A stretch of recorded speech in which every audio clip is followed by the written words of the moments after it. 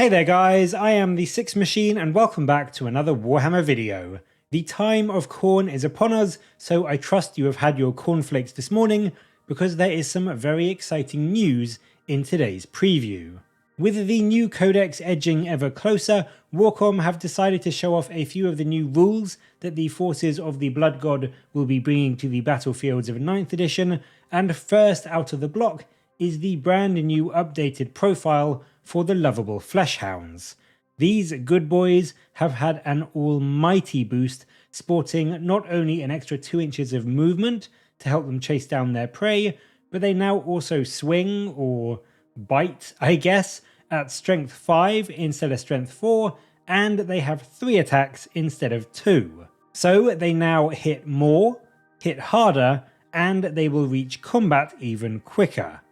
They also get the new demon save of 5 up, 4 up, so again they have got a flat buff against shooting attacks, and it does mean that a squad of these doggos will be a serious threat to any enemy characters or psychers that your opponent may bring to the battlefield, and I think it's fair to say that they will still have their anti-psyker focus, whether that means more damage against psychers or just an innate deny the witch or something like that. They are going to be very good at hunting down and taking out enemy psychers. They also get a brand new rule, Savage Pounce, which helps them out even more. It buffs their melee attacks to do an extra point of damage on the turn they have charged. They're currently strength user -1 AP, 1 damage on their attacks, so whether this is just going to bring them to 2 damage on the charge, or if their actual base attack, their jaws, will get a buff as well, whether it will get an extra pip of strength or some better AP,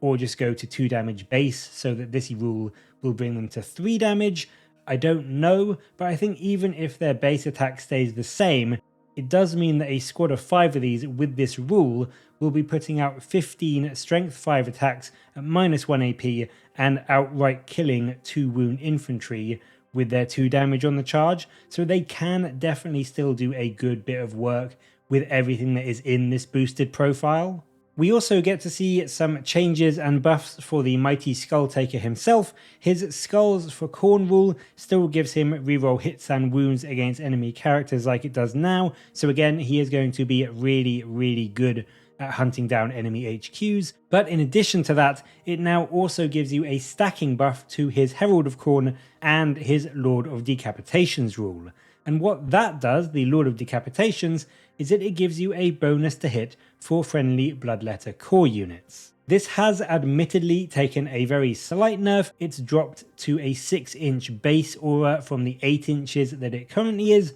but now with this new rule, for every enemy character you kill, this gets boosted by 3 inches. So from 6 inches to 9 inches, and then from 9 inches to 12 inches when you've killed 2 characters. So yes, there is a slight initial nerf,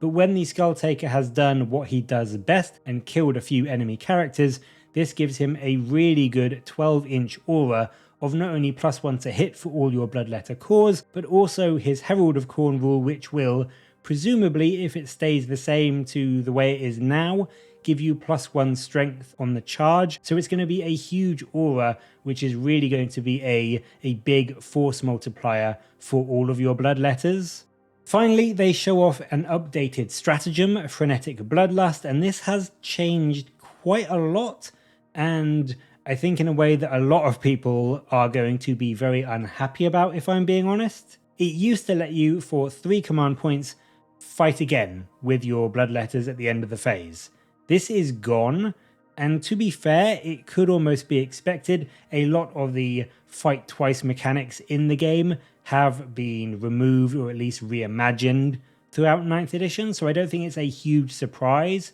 that it has been removed. But what Frenetic Bloodlust does now is that for 1 CP, a Bloodletter core unit can, at the start of the fight phase, make a pile-in move to help get a few more models into combat or tag some other enemy units, or if the unit isn't in engagement range, it can make a normal 6-inch move towards the closest enemy unit for 2 CP instead. So yes, this is a huge change, and yes, pure damage output wise, it is a bit of a gut punch double fighting bloodletters was always good fun and really powerful. But on the plus side, this one is a good bit cheaper, which in a post-Nephilim world is not always a bad thing, and it also gives you some much needed movement shenanigans to help you get up quicker, tag, wrap, and otherwise kill enemy squads. And Khorne being a melee army that wasn't always the fastest to get into combat, I do think this is going to be a very helpful stratagem to help you get into combat that much quicker and survive the barrage of enemy shooting as you try to get up the board. Yes, I do think that this one isn't as overtly powerful as the previous Fight Twice, and it is going to be a shame if that is gone completely and there is no way to do it at all in the new book. But I do think this is still a relatively decent stratagem for Khorne specifically, and is one that you are going to be using to get your movement improved over the course of the game. So there we go, some pretty significant and fairly tasty buffs and changes coming to Khorne in their new book, I have to say, but I cannot wait to see what other new surprises the Codex holds, not only for Khorne, but also for the other gods as well. But as always, what do you think? Is Khorne looking to be more or less powerful than their current incarnation, do you think? And what do you think we will be seeing for the other gods in their previews, which will presumably be coming later on in this week, I'm hoping? Let me know in the comments below, and as always, thank you very much for watching. Please do like and subscribe for more Warhammer content from me, but until next time, I'll catch you later, guys.